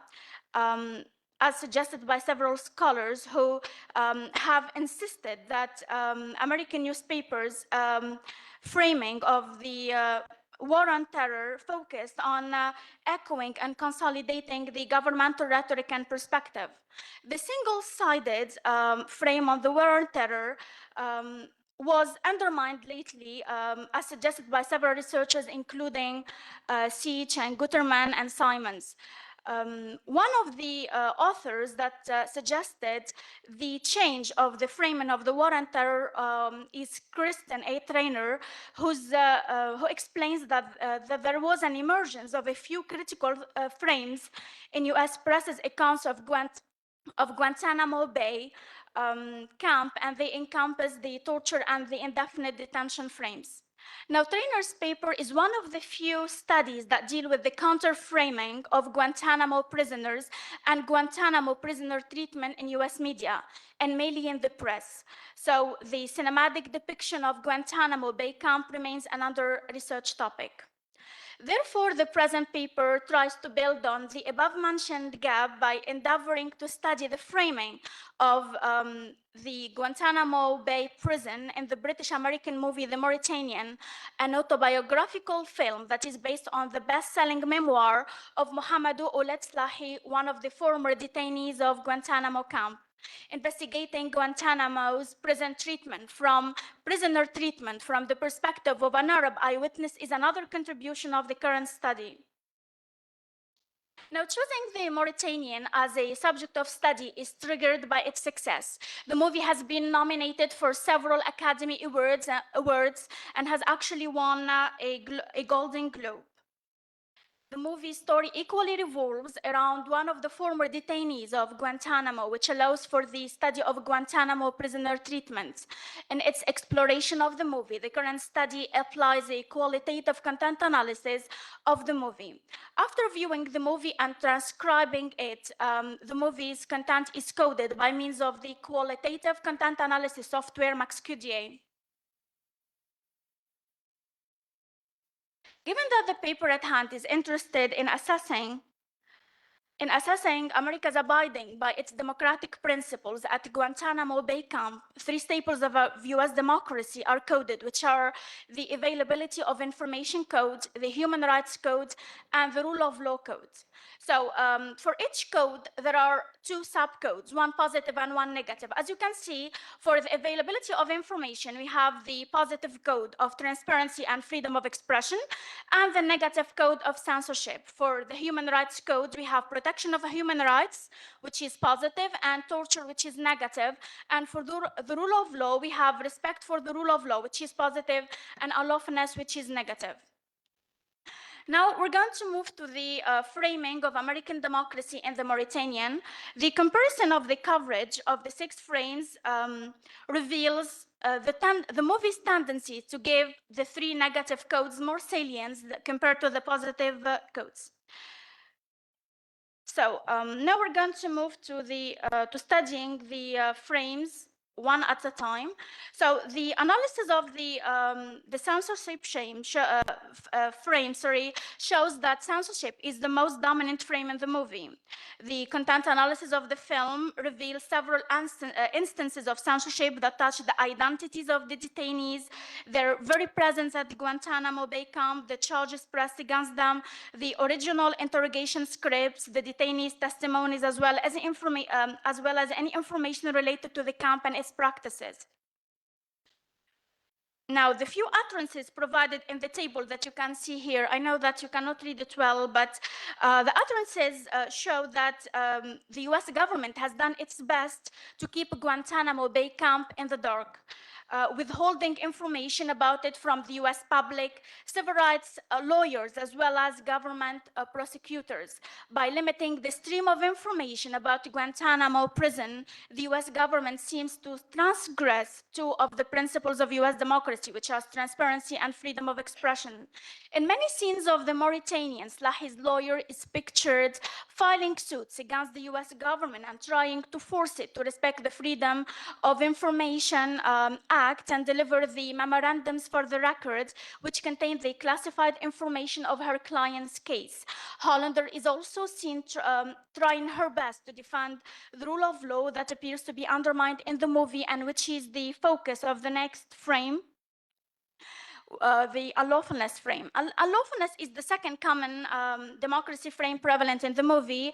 The unlawful practices that took place at Guantanamo Bay Camp are voiced by Mohamedou Ouled Slahi, the protagonist of the movie, as well as by his lawyer and the government prosecutor. Lawfulness is tied to illegal detention, incarceration without charges or trial, as well as to the absence of legal cover. Mohamedou Ouled Slahi is captured not based on any charges that were pressed against him, but based on his connections, his Muslim faith, and his Arab origin. In fact, out of the more than 700 Guantanamo detainees, only 23 were convicted and proven guilty, which shows that the Bush administration's dismissal of the distinction between Islam and Islamism has resulted in the incarceration of several innocent Arabs and Muslims like Slahi. Now, the next frame that is focused on is the torture frame. Torture is the 3rd frame used in the film to unveil the corruptive nature of America's democracy at Guantanamo Bay Camp. It is reflected through the unfavorable conditions that the detainees are placed in and the violent interrogation methods that were utilized by the US intelligence to force them to confess. the association between Guantanamo and prisoner abuse, which has been highlighted by Slahi and the voice of the movie, and by Guantanamo scholars, puts into question America's allegiance to democracy and its alleged championing of human rights. By making use of critical frames to depict America's handling of Guantanamo Bay prisoners, the study at hand shows that the Mauritanian challenges the government's framing of the Guantanamo Bay camp as a righteous measure. The movie's tying of Guantanamo Bay with the censorship, unlawfulness, and torture frames seems to be a continuation of the newly emerging counter-governmental narratives of Guantanamo in US media. In fact, the Mauritanian appears to criticize America's undermining of its democracy in its battle against the Islamist threat of al-Qaeda, serving as a watchdog to the state and raising the audience's awareness about the corruptive practices of the US government that are threatening America's democracy. Actually, in the movie, The Mauritanian, America's democracy appears to be in a real crisis. The US government that has projected itself as the beacon of democracy in the world is shown breaching many of its democratic principles. Chief among them are transparency and freedom of expression, the rule of law, and the protection of people's rights. Yet, despite its crisis, the movie insists that the US democracy is able to recover thanks to the robust Supreme Court and thanks to humanitarian attorneys and lawyers like Nancy Hollander, who is seen throughout the movie trying to give justice to her client and to defend the rule of law. Presenting the Arab Muslim, Slahi, as a victim of US injustice is a breakthrough of the movie as well, because the movie tries to humanize Arabs and Muslims, dismantling the stereotype of the Muslim terrorist that has dominated US media since the 9/11 attacks of 2001. Now, I'm going to move to the concluding notes of this paper. One of the findings of this study is that America's preoccupation with eradicating terrorism at all costs had led it to undermine its democratic principles and has placed US democracy in a real crisis. The current paper has also unveiled the good side of Muslims by portraying them as victims of American prejudice and injustice. The major contribution of this paper is adding to the existing literature on Hollywood's depiction of the politics of the war and on terror. Well, this brings me to the end of my presentation. Thank you for your attention, and I'll be glad to answer any of your questions. Thank you. Thank you very much, Reem El-Tayyib, for this thorough analysis of the framing of Guantanamo Bay Prison in the British-American movie, The Mauritanian. You have shown to us statistically, scientifically, qualitatively, using content analysis, that the US democracy principles of transparency, rule of law, and respect for people's alienable rights have been violated, and violated through censorship and lawfulness and the torture frame. Yes, let me start with one question, if you may, and it concerns at all costs. You mentioned it in your abstract, and you explained it. Also, would you please reflect on this notion of at all costs and possible echoes that are happening today in whether in American foreign policy or this kind of new world order emerging, or what is happening now, the genocide in Palestine. The floor is yours for additional questions. Yes, please, Osama. Osama Othmani, Faculty of Arts and Human Sciences, University of Sousse. Thank you so much, Reem, for this presentation. I was actually happy to see someone working on The Mauritanian. It's one of my favorite movies. I don't miss a chance to recommend this. Mohammed Ould Slahi is actually still around. He has several participations in podcasts and interviews online that I would recommend the audience to check out. He's a very inspirational character. Now, my question to you has to do with more than just, the issue surrounding Guantanamo, but the concept of accountability as such. The United States is not actually a member country of the ICC. It's not a member country of the ICJ. And so the systemic violations that occurred at Guantanamo, and I insist on systemic, these are not accidental, occurred while the perpetrators knew very well that they were going to violate the Geneva Conventions, international humanitarian law, and other legal frameworks for that matter. And so my question to you is, don't you think that by just using the movie and the personality or the character of Mohamedou Ould-Slahi to just focus on the United States might be somewhat missing the bigger picture, whereby we could make the argument that the violations that occurred and everything that the movie basically portrays reflects, rather than just a weakness in American democracy or a failure within the American democratic system, it actually reflects an entrenched weakness in the international liberal order. And it reflects a certain weakness in the international system as such, a weakness that is so significant within this system that we end up today in watching or seeing horrendous images in Gaza, in Ukraine, in Yemen, in other parts of the world, whereby people know for sure, or at least that it is very unlikely for them to actually face accountability. Thank you so much. Thank you, Osama. Yes, please.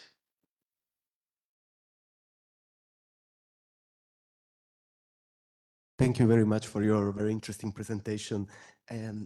I was wondering, do you think it is productive or at least useful to use the terrorism terminology to explain forms of violence, mass violence perpetrated by states or their institutions, like, for example, as the case of Israel or Modi's against the Muslim communities in India at the moment, and using terminology such as state terrorism?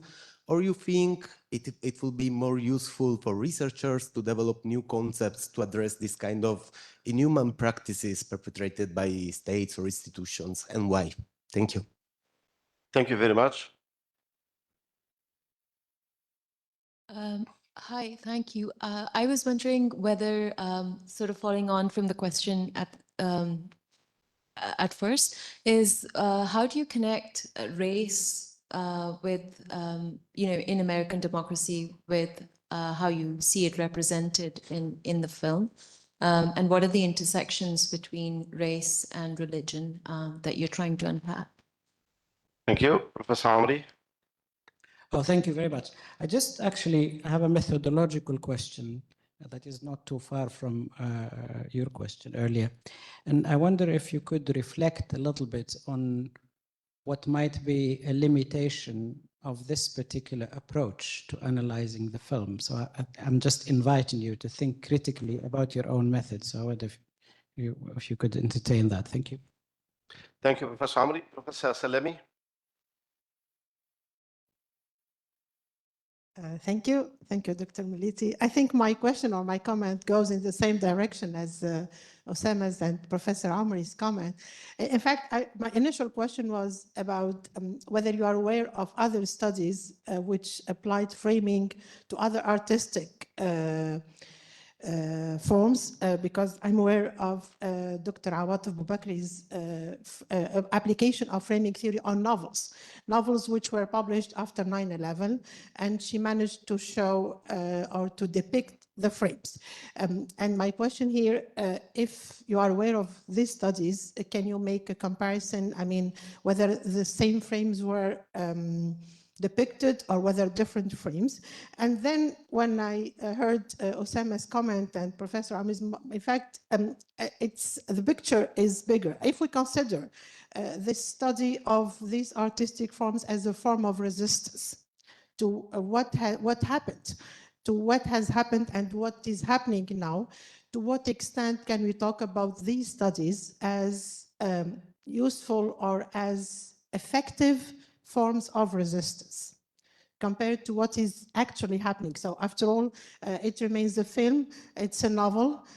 To what extent can these forms exert some pressure? Thank you. Thank you very much, Dr. Himi. Yeah, actually, so thank you, Reem, for your presentation. My question overlaps with, or goes a bit further with Professor Aqila Salemi Baghluti's question or remark. How far could the movie industry in the United States of America be a containment rather than a reflection of what is going on the ground? The other day I was watching the famous American actor Morgan Freeman, and he was asked about the Black History Month. And he said, I am against it. Why? The reason is that he said, I cannot trade my whole history for 1 month. My whole history is bigger than this. So whenever there is a problem, whenever there is a crisis, there is a movie that naturalize with the crisis, and apparently it reflects the horror, but in my view, it tries to make us normalize with these horrific images or these horrific, means of torture. So to what extent is it a hegemonic containment or a reflection of reality? Thank you. Thank you. Yes, sir. Any other questions? Yes, please.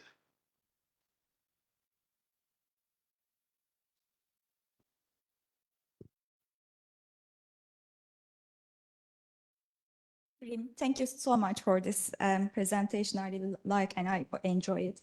And I think it will be very useful as well. When we think about when it is okay to go to war, of course, we don't want anyone to go to war, but under the international humanitarian law, sorry. So when we think about when it's okay to go to war, of course, we don't want anyone to go to war. Under the international humanitarian law, it is just for self-defense, which is called as a treaty. And the second one is the preemptive attack, which is called as a customary law as well. And the third one, after the 9/11 attack, under the Bush administration, they introduced preventive attacks. So I was wondering, what is the impact of this preventive attack on this study? Because preventive attack is introduced which means you don't need to wait enemy to grow up, so you need to attack them before they grow. So I just wondering, what was the impacts of this on your study and on this case study? Thank you.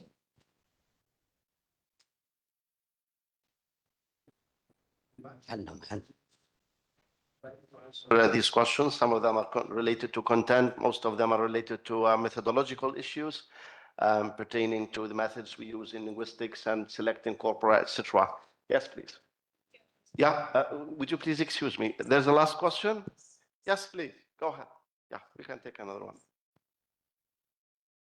Yeah, so I just wanted to ask a very simple question. How do you define the actually the concept of America and being American and American politics, and how does this concern all the other part of the Americas? And talking about America sounds a bit like just unilateral, and how is this about like talking about America and American politics? Could you please define a little bit about this issue? Thank you. Thank you very much.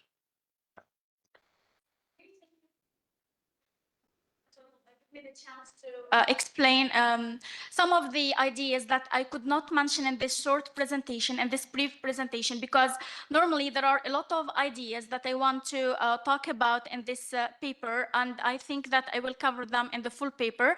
Now, for the idea of at all costs, I think that for the US foreign policy, there was before and after 9/11. When they talked about, for example, the extreme measures, the US has some policies and some tradition when it comes to dealing with the detainees and the war prisoners.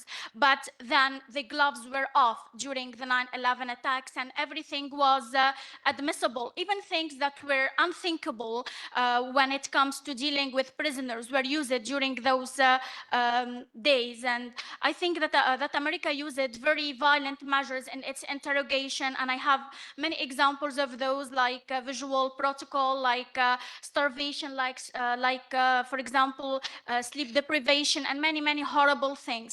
And those things were unthinkable, as I said, and the US was unlikely to use them and to apply them on prisoners before 9/11. So there was a drastic change in US treatment of prisoners before and after 9/11.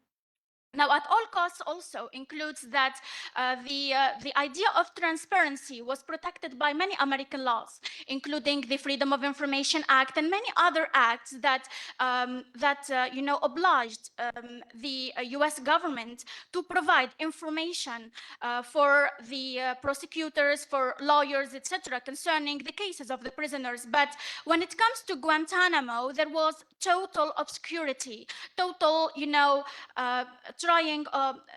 covering the information. Even Bush, and I have a quote in the longer version of my paper, how Bush said we should live in the dark for a period of time and let this be like a secret intelligence matter. So he handed the issue of Guantanamo to the American intelligence in order to deal with this, because he thought that they were in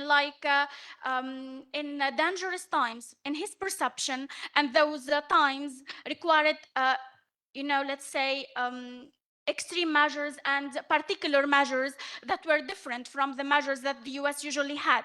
Also, when we talk about humanitarian treatment, the American Bill of Rights protects people's inalienable rights, freedom, like liberty, and those things were breached at Guantanamo.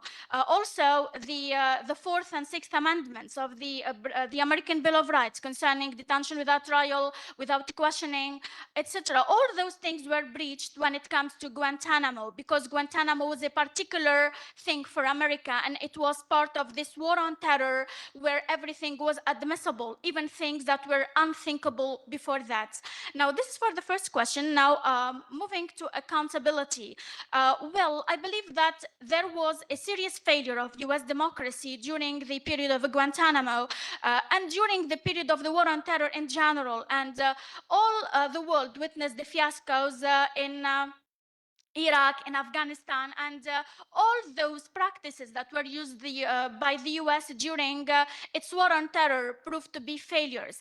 I think this is part of US failure. Yes, there is a weakness of international laws, but who makes those laws? America is the leader of the world, and most of the laws were, made by America and with the blessing of America. So when America transgresses those laws within its country, throughout its treatment of prisoners, and also when it transgresses the international laws that it signed and that it contributed to the creation, I think this is a crisis of American democracy and a crisis of international law that is also the responsibility of America, being the leader of the world, the beacon of democracy of the world. America should set an example and should not be the one that transgresses those things.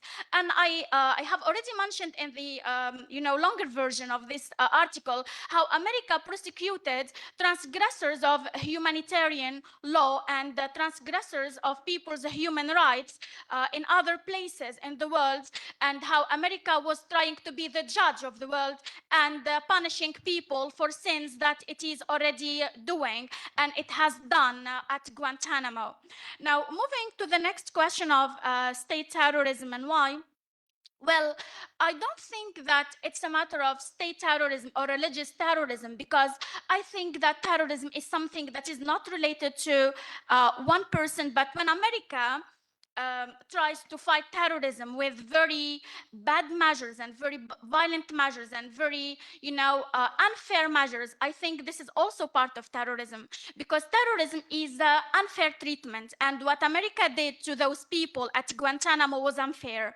And also, this relates to another question when there is a mention of preventive measures and the impact of this.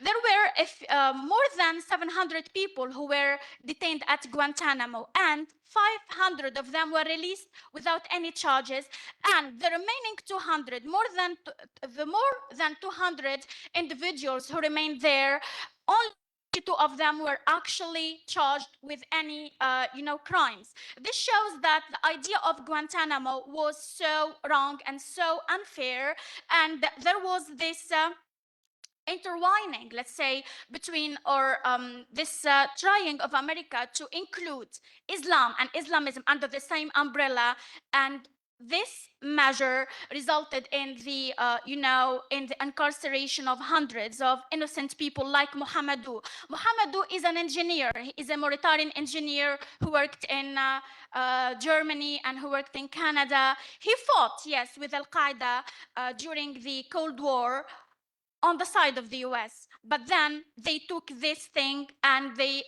used it to convict him, while actually America was part of the Cold War and part of training Al-Qaeda for the Cold War. The emergence of Islamic terrorism, or Islamist, let's say Islamist terrorism, was the responsibility of America. And I have mentioned this in one of my articles, which was submitted for publication as part of the proceedings of the Manuba University. Remember, Mr. Yasser, I talked about this movement of American foreign policy and its perception of Islam during the Cold War and the war on terror, and how America changed from being an ally of Islam and of Islamism and a promoter of radical Islam and of Al-Qaeda and of all those things that America was.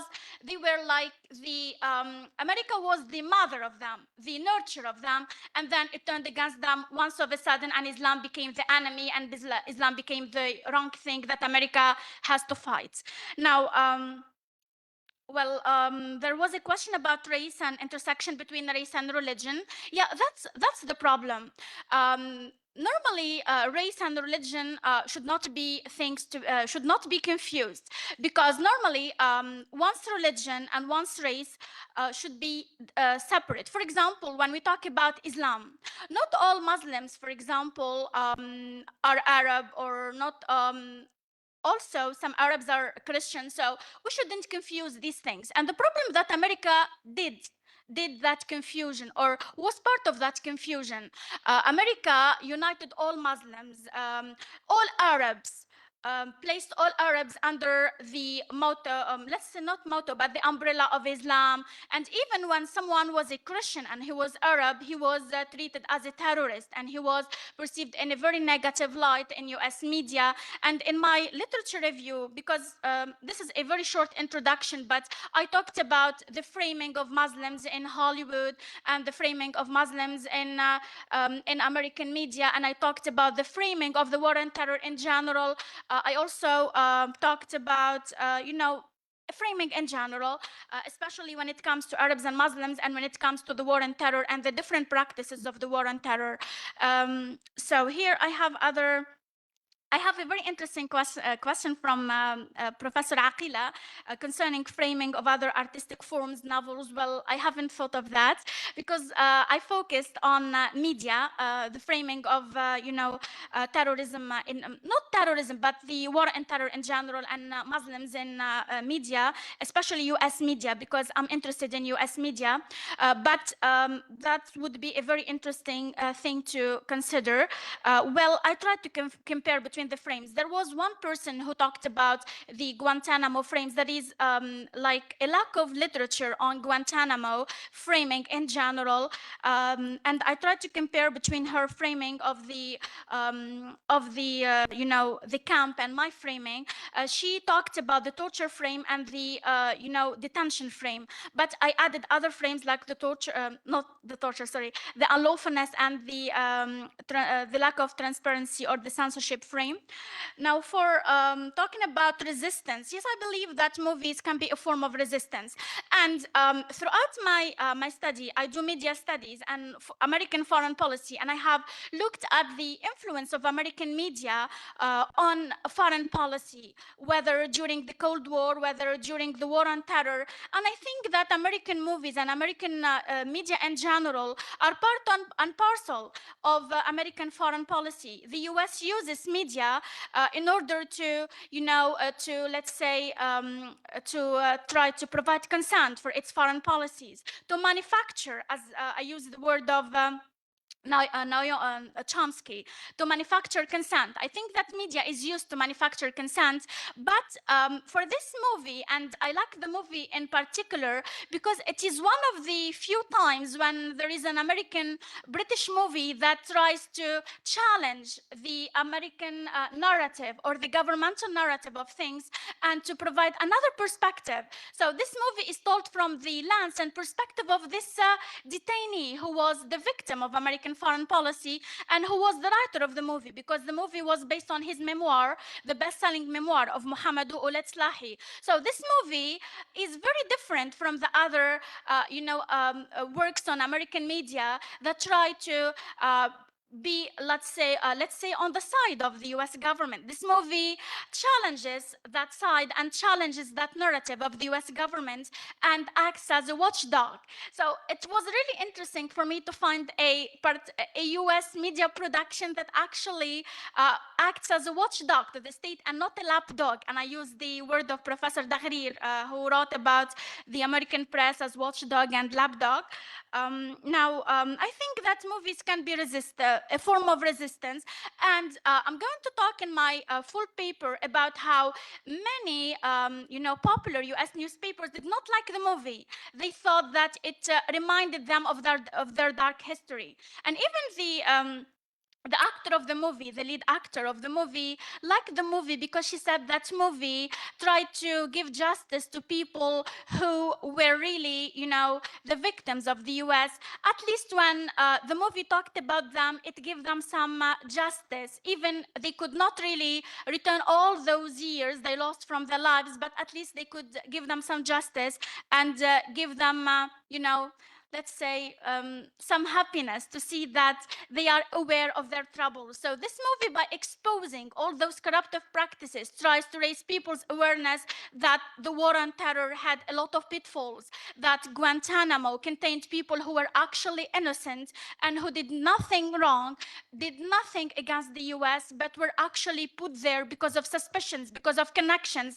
And this, the idea or the term connections is taken from a quote by Mohammed al-Slahi, and he delivered a very powerful, a very powerful testimony when he was on trial, saying, "I never thought." I don't quote exactly, but what I remember from his quotes, "I never thought that that the US would use, connections and rumors against me. I thought that only in my country, people, the law comes against the people. I thought that in the US, I will be given justice. But in the US, he was incarcerated many years and he lost many years of his life." So I think this movie could be a form of resistance because at least it can show that the US has done wrong things there and that the US should reconsider what it did at Guantanamo and reconsider its war on terror and its, all the generalizations it did when it comes to,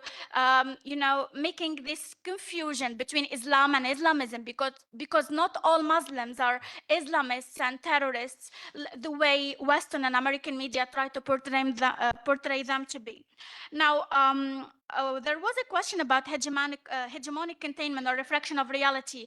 I believe that this movie in particular cannot be considered as a hegemonic tool of the state. I talked a lot about hegemony in my PhD and about the use of media as a means of hegemony, but the Mauritanian is a counter-hegemonic narrative, I believe.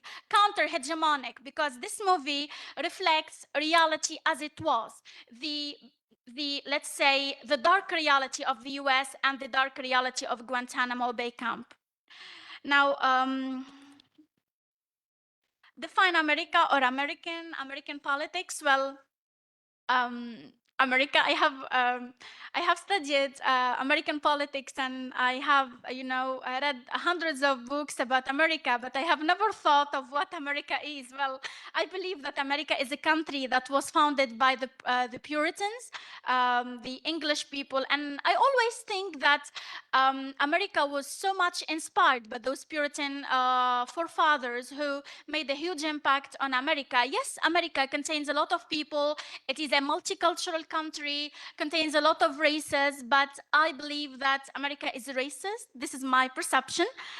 Anyway, I don't want to sound like a person who attacks America, but remember, I included some notes on how the movie ends with a positive message that American democracy can recover thanks to people like, you know, that lawyer who's Nancy Hollander. This woman did her best to defend the rule of law. And that's why when we talk about the rule of law frame, there is a marginal difference between the respect for the rule of law and unlawfulness, because throughout the movie, there is a lot of focus on the efforts of this lawyer who was doing her best to defend the rule of law of her country and to give justice to to this man by restoring his faith in American democracy. Because at one time, Muhammadu Ouled Slahi lost faith in American democracy, but Nancy Hollander restored his faith. And by the end of the movie, there is like a picturing of Muhammadu saying that he forgives America for what it did for him, because at least he was released from prison thanks to the Supreme Court, thanks to the rule of law of the US after all, and thanks to that amazing woman who believed in him, and above all, who believed in the rule of law, and who believed in her country's democracy and the right of all people to have equal treatment, to have equal, to have justice, and to have the ability to be heard and to stand in front of a judge and in front of a court and have a trial. So I think, I hope that I have answered all the questions. Thank you. I will build on many of your comments in my full paper. Thank you so much. Thank you very much indeed.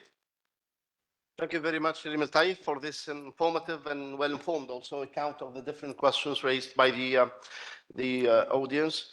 At the end of this session, I would like to inform you that unfortunately, Delenda Deni from High Institute of Fine Arts, University of Tunis, and Hala Slati from High Institute of Arts and Crafts, University of Cairo, have not managed to join us, which means this is the end of session 1 on critical narratives of crises and changes. I would like to extremely thank the participants who provided account of different studies they conducted. We covered issues in relation to literature, in relation to history, cultural studies, all of them, they intersect certainly. And I hope that Tunisian researchers, young researchers present here and their British counterparts found also common ground, found shared interests, and keep discussing these issues to see the fruit of the event being realized. I would like to remind you also, if you may, that we have the lunch break now, and after it we have session 2, Borders and Crisis, led by the amazing scholar Samiha Khalifa from University of Manuba. Thank you very much.